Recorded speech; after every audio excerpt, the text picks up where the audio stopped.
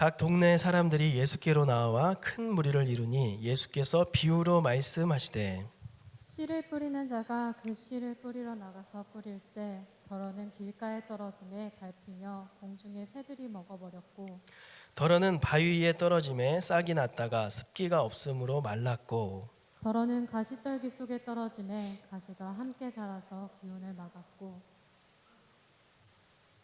더러는 좋은 땅에 떨어짐에 나서 100배의 결실을 하였느니라.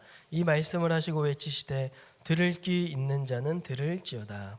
제자들이 이 비유의 뜻을 물으니 이르시되 하나님 나라의 비밀을 아는 것이 너희에게는 허락되었으나 다른 사람에게는 비유로 하나니 이는 그들로 보아도 보지 못하고 들어도 깨닫지 못하게 하려 함이라. 이 비유는 이러하니라. 씨는 하나님의 말씀이요 길가에 있다는 것은 말씀을 들은 자니 이에 마귀가 가서 그들이 믿어 구원을 얻지 못하게 하려고 말씀을 그 마음에서 빼앗는 것이요. 바위 위에 있다는 것은 말씀을 들을 때에 기쁨으로 받으나 뿌리가 없어 잠깐 믿다가 시련을 당할 때에 배반하는 자요. 가시떨기에 떨어졌다는 것은 말씀을 들은 자이나 지내는 중 이생의 염려와 재물과 향락의 기운에 막혀 온전히 결실하지 못하는 자요. 좋은 땅에 있다는 것은 착하고 좋은 마음으로 말씀을 듣고 지키어 인내로 결실하는 자니라. 아멘. 네, 우리 다 함께 한번 따라해 보겠습니다. 묵은 땅을 기경하자. 네, 한 번 더 좀 더 큰 목소리로 한번 해볼까요? 묵은 땅을 기경하자. 네, 요즘 저는 목회자로서 참 행복한 고민에 빠져 있습니다. 성경에 대해 질문하는 청년들이 자주 있는가 하면 이번 제자반 목자반 왜 이렇게 많이 신청을 하셨는지. 네, 우리 청년들이 그만큼 말씀에 대한 열정이 있다는 뜻 아니겠습니까? 요즘이 어떤 시대인데, 그리고 가뜩이나 이 코로나도 아직 끝나지 않은 시대인데, 그래서 저는 어떻게 하면 더 많은 청년들과 성경 공부를 할까? 이렇게 우리 박병문 전사님하고 행복한 고민을 하고 있는 겁니다. 자, 그런가 하면 제가 지난주에 이런 내용과는 좀 반대되는 그런 생각도 했습니다. 전도사님과 얘기하다가 어떤 통계 얘기를 들은 건데요. 한번 화면을 한번 같이 보시면서 제가 이미 알고 있는 얘기지만 좀 다시 한번 경각심을 갖게 됐습니다. 한국교회 청년들이 일주일에 평균 성경을 얼마나 묵상하는가, 어떤 그 리서치 기관에서 조사를 했다고 합니다. 자, 개인 경건 시간에 할애하지 않는다라는 비율이 거의 63%. 여기서 개인 경건 시간이라고 하는 것은 뭐 성경을 읽는다거나 큐티를 한다거나 뭐 기도를 한다거나 이런 것을 얘기하는 거죠. 자, 그런가 하면 나는 그래도 일주일에 일부는 경건 시간을 갖습니다 하는 분들이 38%. 그러니까 전혀 안 한다라는 분이 63%. 근데 이거를 시대별로 또 조사를 해봤는데 지금으로부터 약 10년 전에는 거의 일주일에 1시간 정도 개인 경건 시간을 가졌다는 겁니다. 20년 전에는요. 98년도면 거의 20년 전이죠. 그리고 지금으로부터 한 10여 년 전에는 한 10분 정도 지나서 48분. 그런데 여러분, 오늘 우리가 사는 이 2020년은 어떻습니까? 갑자기 절반으로 확 줄어서 24분이라는 겁니다. 여러분, 일주일에 24분, 7일로 나누면 하루에 평균적으로 몇 분을 본다는 거예요? 3.43분. 그러니까 하루에 한 3분 정도 본다는 거예요. 뭘요? 성경 아니면 기도, 큐티. 이 얘기는 사실상 안 본다는 얘기죠. 거의 안 본다라는 겁니다. 여러분, 정말 심각한 얘기 아니겠습니까? 여러분, 우리 오늘 예배를 드리고 있는 우리들은 어떻습니까? 저는 이런 상황을 접하면서 이런 생각을 하는 거예요. 이 시대는 말씀에 대한 뜨거운 관심도 있는 반면 또 말씀에 대해 아주 무관심한 시대구나. 이 두 가지 대립, 이 양면성이 아주 뚜렷하게 나타나는 시대구나. 여러분, 그렇다면 우리 레알 공동체에도 이런 양상이 얼마든지 공존할 수 있다는 얘기 아니겠습니까? 제가 사역을 하면서 보면은요, 어떤 집회나 모임에 잘 나오는 성도들이 또 다른 집회에도 잘 나오시더라는 것이죠. 사역을 하다 보면 이번 집회, 이번 부흥회는, 이번 수련회는 아무개 성도님이, 아무개 청년이 꼭 나와서 은혜 받으면 참 좋겠는데 라고 하는데, 그러지 못해서 안타까운 경우를 아주 자주 종종 경험하게 됩니다. 여러분, 근데 말씀에 대한 이 두 가지 대림 양상은 오늘만의 얘기는 아닙니다. 예수님 시대에도 그랬죠. 오늘 본문 4절에 보면 당시 큰 무리가 예수께로 나왔다라고 합니다. 그 중에는 예수님을 만나고자 또 그 말씀을 사모해서 나온 사람들도 있었을 겁니다. 하지만 우리가 복음서를 봐서 알겠지만 그 반대로 예수님을 대적하고 사사건건 와서 트집 잡고 핍박하는 사람들도 있지 않았습니까? 그런데 오늘 본문을 가만히 보면 예수님은 예수님 시대 전에도 이미 그랬다라고 말씀하십니다. 우리 10절을 한번 볼까요? 10절 같이 읽어보겠습니다. 시작. 이르시되 하나님 나라의 비밀을 아는 것이 너희에게는 허락되었으나 다른 사람에게는 비유로 하나니 이는 그들로 보아도 보지 못하고 들어도 깨닫지 못하게 하려 함이라. 보아도 보지 못하고 들어도 깨닫지 못한다. 이 말은요, 구약 이사야서 6장 9절을 인용한 것인데, 이사야서는 예수님이 태어나시기 약 700년 전에 쓰여졌습니다. 그러니까 무슨 얘기냐, 예수님이 태어나기 700년 전에도 이랬고 예수님 시대도 그랬고 또 우리가 살고 있는 이 시대도 그렇다. 말씀에 대한 이 두 대립 양상은 과거에도 있었던, 어떤 면에서 그렇게 특별한 일은 아니었다, 이 얘기 지금 하는 거죠. 우리가 볼 때는 어떻습니까? 예수님이 막 기적을 베푸시고 죽은 자를 살리시면서 말씀을 전하시는데, 그런데도 그 말씀을 거부한 사람이 있었다고? 이게 굉장히 특별해 보이고 이게 굉장히 특이하게 주목이 되는데, 예수님은 얘들아, 그런 사실은 특별한 게 아니야. 오히려 더 특별하게 우리가 주목해야 될 사실이 따로 있다라는 것이죠.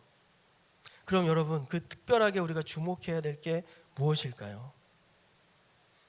그것은 바로, 우리 따라해 볼까요? 하나님 나라의 비밀. 네. 즉 하나님의 진리와 말씀을 제대로 깨닫고 있다라는 이 사실이라는 겁니다.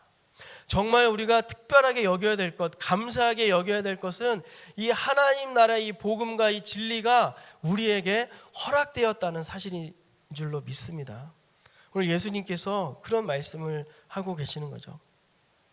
오늘 10절에 다시 한번 보실까요? 10절을 한번 보시면 예수님이 여기 보면 그 비밀이 허락된 너희와 허락되지 못한 다른 사람을 이렇게 철저하게 구분 지으신다라는 것을 우리가 볼 수 있습니다. 여기에서 너희라는 것은 제자들, 예수님께 헌신된 자들을 말하는 것이고, 다른 사람들이라고 말하는 건 예수님을 대적했던, 위선과 교만으로 똘똘 뭉쳐서 하나님의 말씀을 거역했던 당시 바리새인들과 서기관들을 말씀하시는 겁니다. 여기 10절에 보면 예수님이 비밀이라는 단어를 사용하셨죠. 이 비밀, 미스테리라는 그 단어의 어원입니다. 미스테리온. 하나님의 진리를 깨닫는 것은 아주 신비로운 일이라는 거죠. 아무에게나 허락된 일이 아니란 사실입니다. 예수님이 비유를 사용하신 목적이 바로 여기에 있는 거죠. 예수님께 헌신된 제자들에게는 이 비유를 통해서 그 진리를 더 잘 이해하고 깨달아서 하나님을 더 사랑하고 하나님 나라를 위해서 더 열심히 헌신하며 살게 하시지만, 예수님을 반대하는 자들에게는 그 복을 누리지 못하도록 그 비밀이 철저하게 감추어졌다. 그게 바로 이 비유의 목적입니다. 그러니까 예수님은 제자들에게 너희들이 지금 나에게 이 말씀을 깨닫게 이 도움을 받고 있구나, 말씀을 깨닫고 있구나, 이 사실로 인해서 하나님께 감사해야 된다.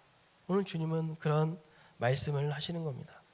그렇다면 여러분, 우리에게도 마찬가지 의미 아니겠습니까? 내가 말씀에 대해 흥미가 생긴다, 제자반, 목자반을 통해서 내가 그 말씀을 배우고 싶어진다. 여러분, 이건 정말이지 놀라운 은혜가 아닐 수 없습니다. 로마서 말씀에 따르면 그리스도의 말씀을 들을 때 구원에 이르는 믿음이 생긴다고 해요. 우리 안에 구원을 어떻게 이룰 수 있느냐?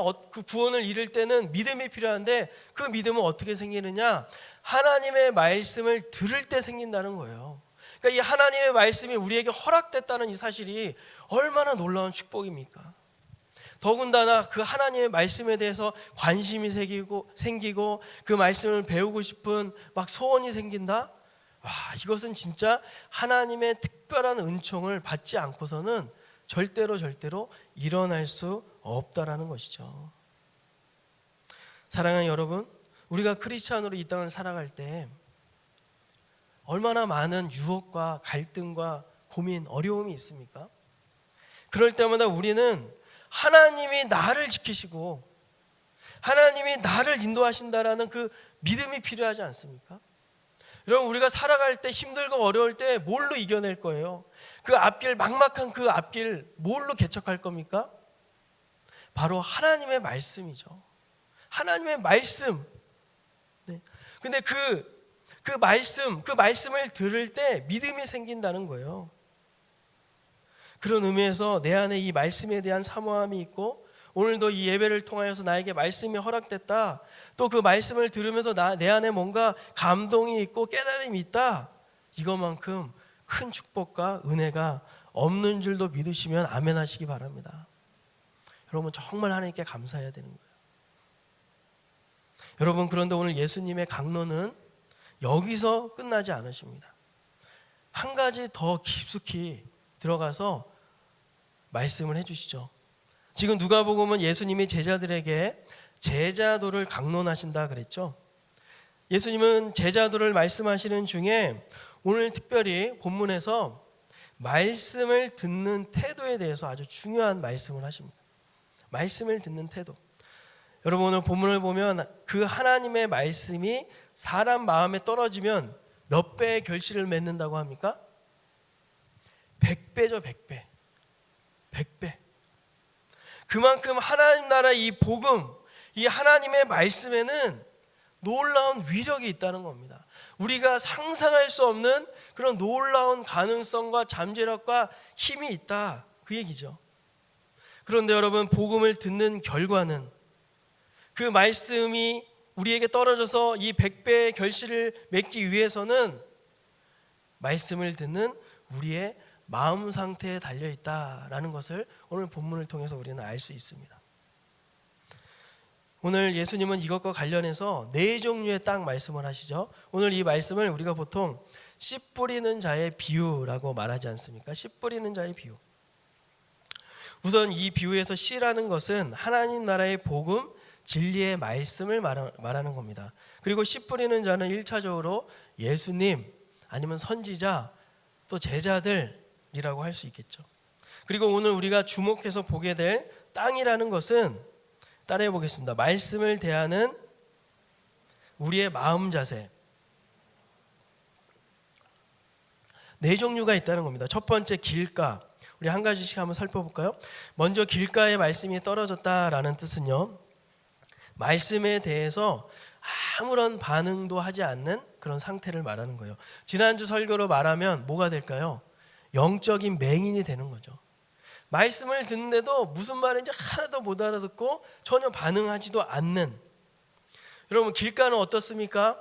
사람들이 계속 오갑니다. 마차도 오갑니다. 그러면서 그 땅이 딱딱하게 굳어 있는 것이죠. 그러니까 씨가 떨어져도 흙 속으로 들어갈 수가 없는 겁니다. 그러니까 씨가 자라날 기회가 전혀 없는 땅. 게다가 오늘 말씀 보면 어때요? 새들이 와서 먹어버린다잖아요.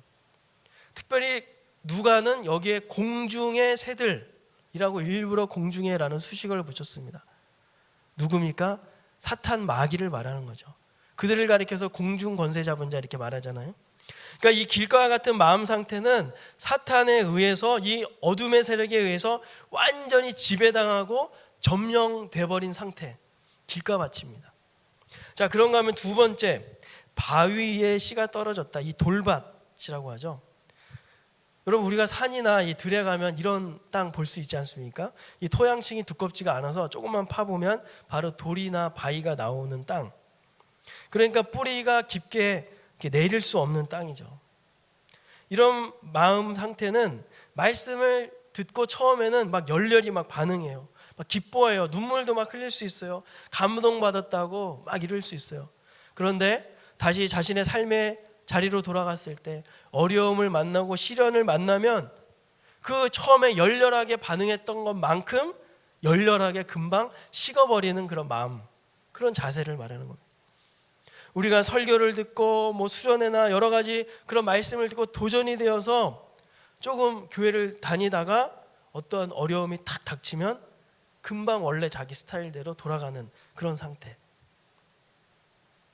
어쩌면 애시당초 참된 믿음과는 거리가 먼 상태였다라는 것을 알 수가 있습니다. 자, 세 번째, 가시떨기에 떨어졌다. 여러분, 가시떨기가 의미하는 것은 이 곡식의 씨앗이 먹어야 될 수분과 양분을 이 가시떨기가 더 빨리 흡수해 버리는 겁니다. 가시떨기의 이 방해 때문에 숨이 막혀서 씨가 제대로 결실을 맺을 수 없는 상태. 오늘 14절에 보면 크게 세 가지 구체적 얘기를 말씀하시죠. 첫 번째, 이생의 염려. 이것은 우리가 삶에서 겪게 되는 현실적인 염려와 걱정을 말하는 거예요. 우리가 염려하다 보면 삶의 방향을 못 잡고 상황에 따라서 이리저리 끌려다니지 않습니까?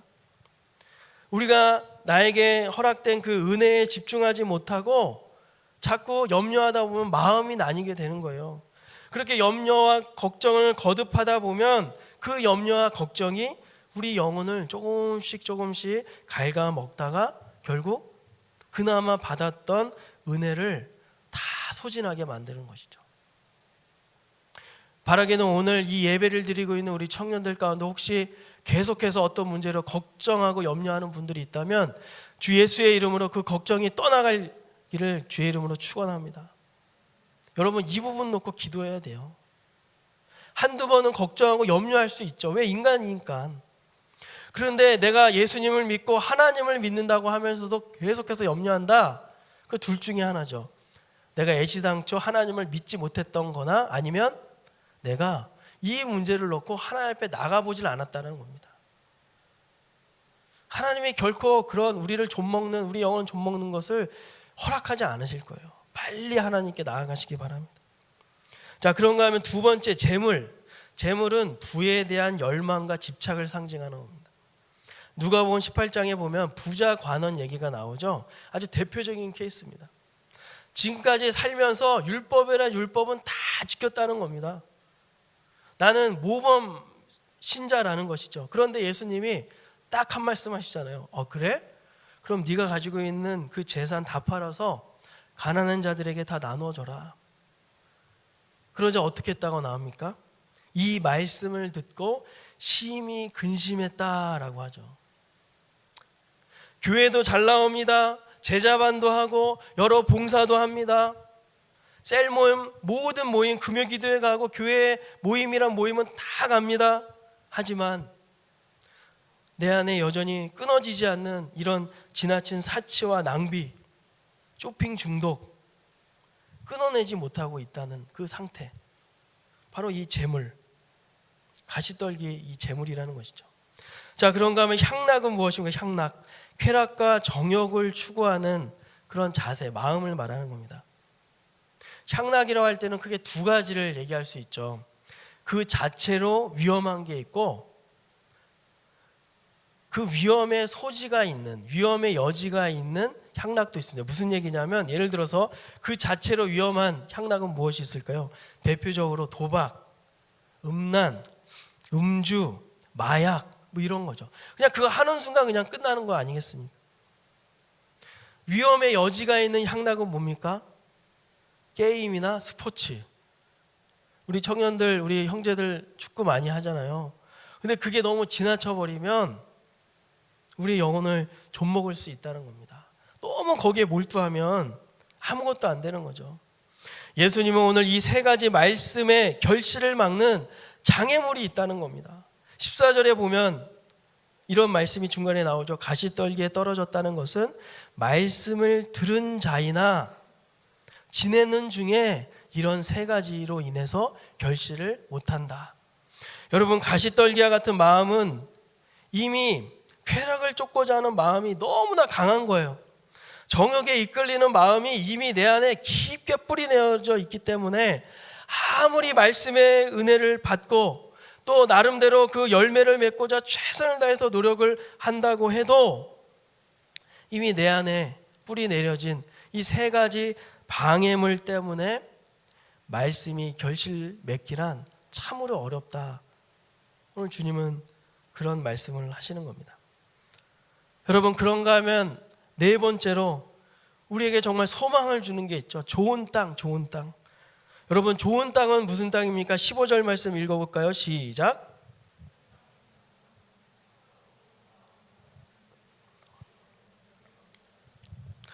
여러분, 말 그대로 복음과 진리에 아무런 선입견 없이 겸손하게 활짝 열려있는 마음을 말하는 겁니다. 그리고 이 말씀을 끝까지 붙들고 지켜서 인내하면서 결국은 결실하는 그 마음 자세를 말하는 것이죠. 그렇다면 여러분, 우리가 오늘 이쯤에서 그럼 오늘 예수님이 도대체 제자들에게 무슨 말씀하고 싶으신 걸까? 우리가 한번 짚고 넘어가는 것이 필요하겠습니다. 오늘 예수님은 제자들에게 이 세상에는 말씀을 대하는 네 가지 밭이 있다, 마음밭이 있다. 그렇다면 너희들은 어느 밭이냐? 오늘 그런 질문을 하시는 거죠. 그러시면서 제자들에게 바라시는 것은 하나님의 말씀이 가진 그 위력이 그대로 나타나게끔 100배의 결실을 맺을 만한 좋은 땅이 되거라. 오늘 주님이 그 말씀을 우리에게 하고 계시는 겁니다. 사랑하는 여러분, 예수님 당시에는 예수님이 좋아서 예수님 주변에 몰려들어서 재미있게 아주 흥미를 가지고 들은 오늘 이 큰 무리 중에서도 이 네 가지 마음밭이 있었다라고 하면 오늘날 교회 안에도 마찬가지지 않겠습니까? 우리 레알 공동체도 이 네 가지 양상이 그대로 나타나지 않겠습니까? 왜 오늘날 교회가 세상의 지탄을 받고 있습니까? 왜 예수 믿는 성도들이 교회 다니면서도 점집에 찾아가는 겁니까? 요즘 청년들 중에도 점집 찾아가는 청년들 많다면서요. 불안한 미래 때문에 뭐 학업은 취업은 이거 본다고 막 줄 서가지고 쭉 보고 재미로 막 타로 이런 거 보고, 저 메가박스 앞에도 있잖아요. 투썸 옆에. 저는 거기 뭐 지금은 못 가지만 코로나 때문에 가끔 극장에 가면 우리 청년들 없나 이렇게 보거든요. 예. 여러분, 그런데 가지 마세요. 여러분, 그런데 가서 돈 쓰지 마세요. 차라리 거기에 쓸 돈 있으면 우리 컴패션 헌금하세요. 왜 쓸데없이 거기다가 왜 우리의 운명을 맡깁니까? 하나님의 말씀은 절대 변하지 않는 진리의 말씀인데 그 말씀이 우리 마음밭에 제대로 떨어지면 몇 배요? 100배의 결실을 맺는 데잖아요. 예수님의 그 존재를 말씀하시는 것 아니겠습니까? 여러분, 미래가 불안하고 내 마음이 자꾸 초조하면 우리 어떻게 해야 돼요? 든든한 말씀의 반석 위에 서려고 애써서 몸부림치는 것이 필요하지 않겠습니까? 이런 의미에서 오늘 예배드리고 있는 우리 모두 스스로 한번 진단해 보면 좋겠습니다. 오늘 나는 어떤가? 내 마음밭은 과연 어떤 밭인가?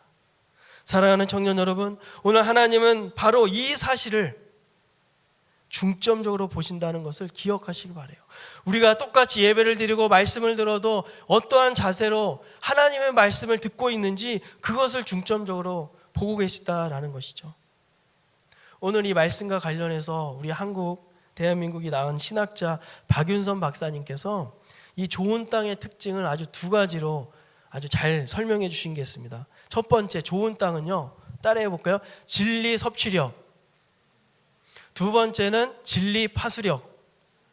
예, 약간 좀 말이 투박할 수 있지만 여러분, 진리 섭취력은 뭡니까? 좋은 땅의 특징은 말씀에 대해서 활짝 열린 마음으로 수용한다는 거예요. 말씀을 사모한다는 거죠. 그런가 하면 좋은 땅의 특징은 말씀을 듣고 끝내는 게 아니라 지키고 인내하는 마음도 있다는 거예요. 하나님의 말씀을 순종하고자 한다는 것이죠. 여러분, 이런 점에서 볼 때 이 앞에 이 세 가지 마음밭의 문제는 뭡니까? 내가 말씀을 제대로 섭취하지 못하는데도 전혀 불편함을 못 느끼고 있다는 것이죠. 내가 교회이건 아니면 학교이건 내가 직장에서건 어떤 중책을 맡으면 맡을수록, 그리고 내가 인생의 깊은 고민에 또 인생의 고비에 들어가면 들어갈수록 우리에게 더 필요한 게 무엇입니까? 바로 하나님의 말씀이잖아요. 그런데 그 말씀이 내 심령 안에 안 들어오는데도 전혀 상관없이 살아간다? 이것은 정말 심각한 영적인 질병에 걸려있다는 것입니다.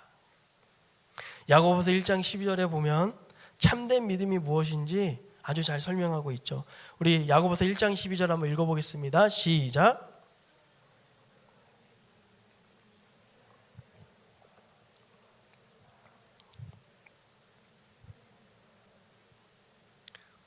아멘. 여러분, 참된 믿음이란 무엇입니까? 시련과 시험을 참아내는 믿음이죠.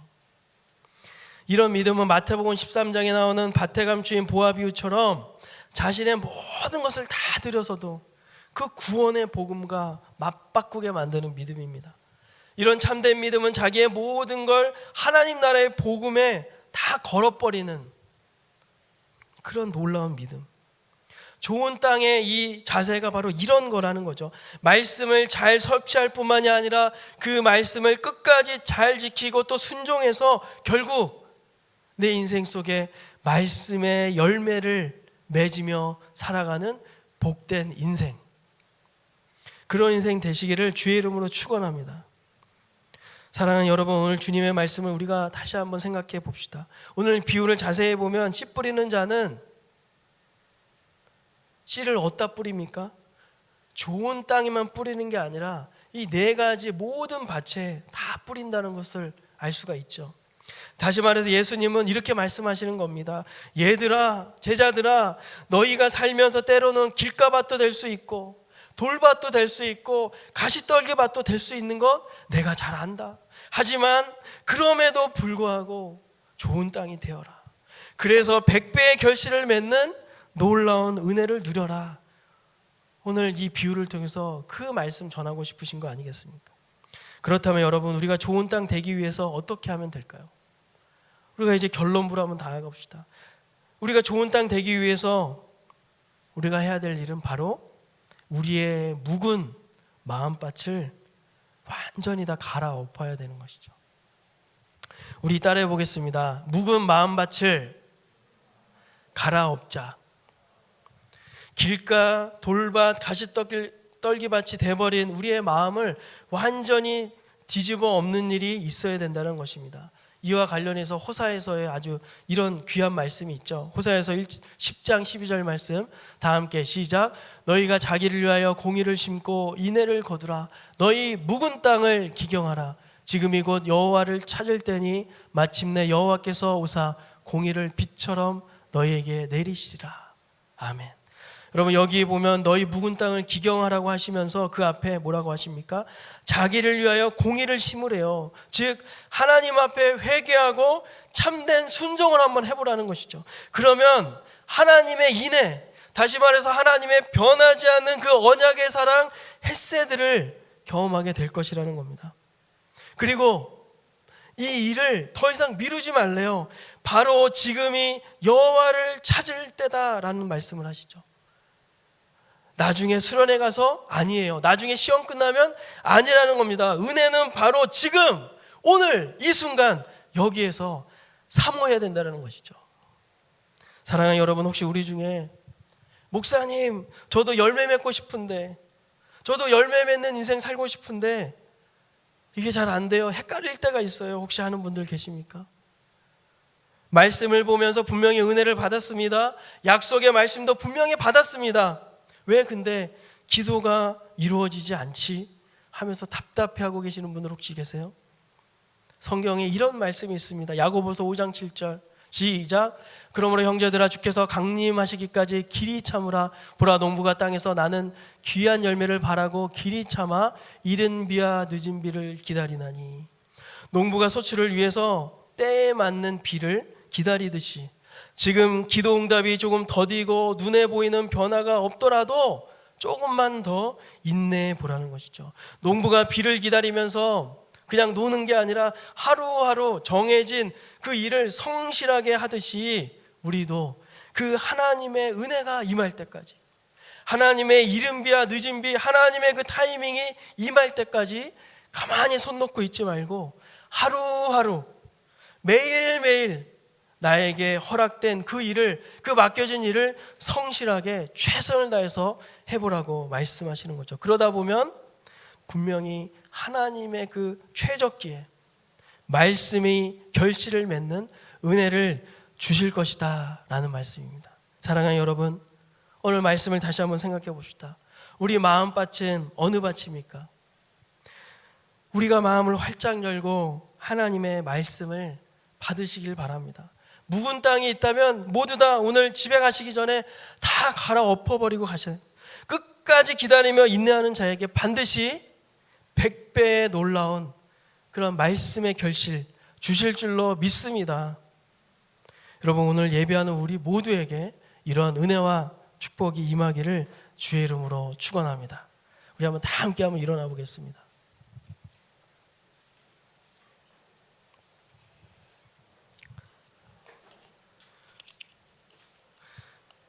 반주해 주시고요.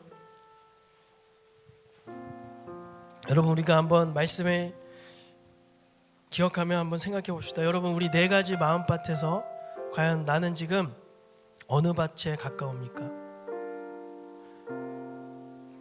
어떠한 사건으로 인해서, 어떠한 문제로 인해서 길가밭이 되어버린 분 혹시 있습니까? 혹시 말씀이 깊게 뿌리 내리지 못하는 그런 돌밭 있습니까? 가시떨기밭 있으세요? 그런데 여러분, 그거 아십니까? 그럼에도 불구하고 하나님이 오늘 여기 우리를 앉혀놓으셨잖아요. 데려다 놓으셨잖아요. 하나님이 우리를 잊지 않으신다는 겁니다. 여기 잘 왔다, 내 사랑하는 내 딸아, 내 아들아, 내가 너를 안다, 잘 왔다, 우리 한번 좋은 땅 돼보자 말씀하시는 겁니다. 여러분, 이 시간 좀 구체적으로 우리 자신을 돌아보면서 혹시 회개할 게 있다면 좀 회개하시고요. 솔직히 힘들다 그러면 힘들다고 한번 고백하시기 바랍니다. 나는 이제 더 이상 힘이 없습니다. 솔직하게 털어놓으세요. 이 시간 우리 각자 지금 떠오르는 기도 제목을 가지고 하나님 앞에 이 시간 기도합시다. 하나님, 내가 이 시간 하나님의 은혜를 받기 원합니다. 하나님의 정말 말씀에 결실을 맺는 좋은 땅 되기 원합니다. 우리 시간 주여 한번 외치고 다 함께 기도하겠습니다. 주여,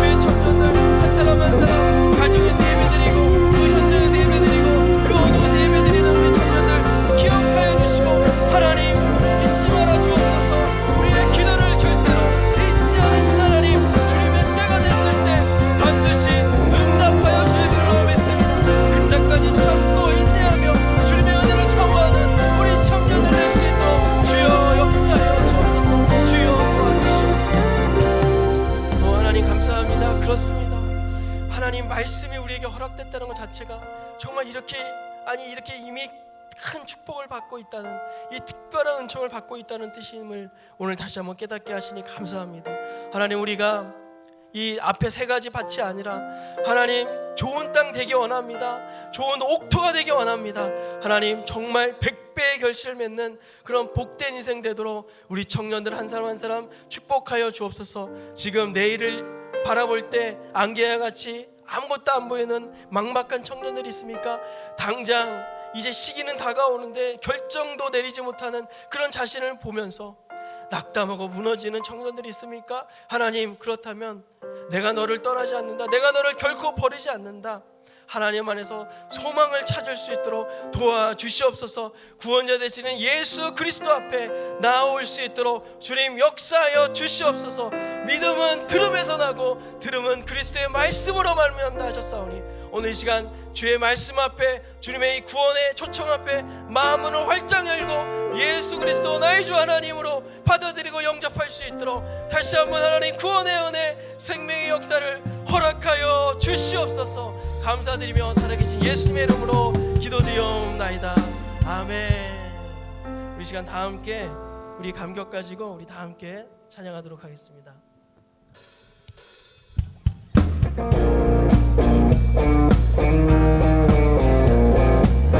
오늘도 그 은혜를 사모하는 자에게 새 힘을 주실 줄로 믿습니다. 이번에 이 주를 바랄 때, 주를 바랄 때, 우리 주를 바랄 때, 새 힘 얻으니 새 힘 주를 바랄 때, 주를 바랄 때, 우리 한 번 더 새 힘 얻으니 주를 바랄 때, 새 힘 주를 바랄 때, 주를 바랄 때, 우리 주를 새 힘 얻으니 새 힘 주를 바랄 때, 주를 바랄 때, 우리 주를 바랄 때, 주님 통치하시네. 소망 구원 주시. 믿으시는 모든 두 손 높이 들고 찬양합시다.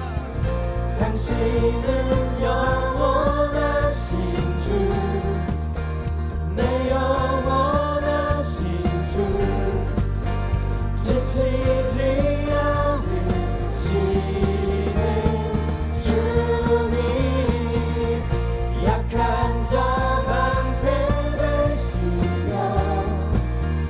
위로자 되신 주, 독수리 같은 힘 주시네.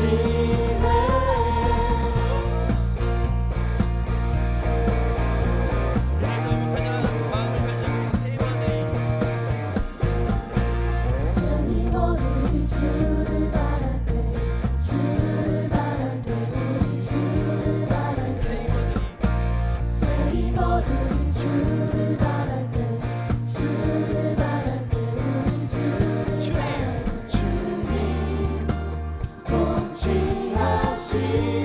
통치하시네. 소망 구원 주시네.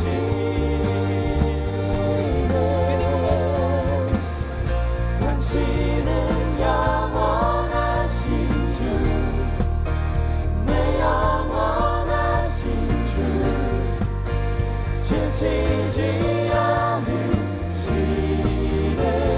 주님, 약한 자 방패되시며 위로자 되신 주, 독수리 같은 다시 한번 믿음으로 선포하며 고백합시다.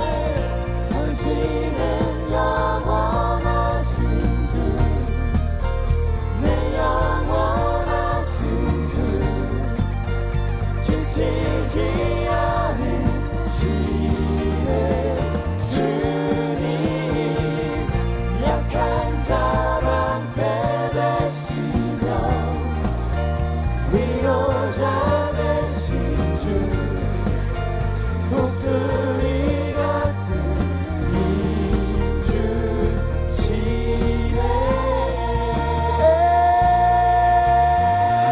할렐루야. 당신은 우리의 영원하신 하나님이십니다.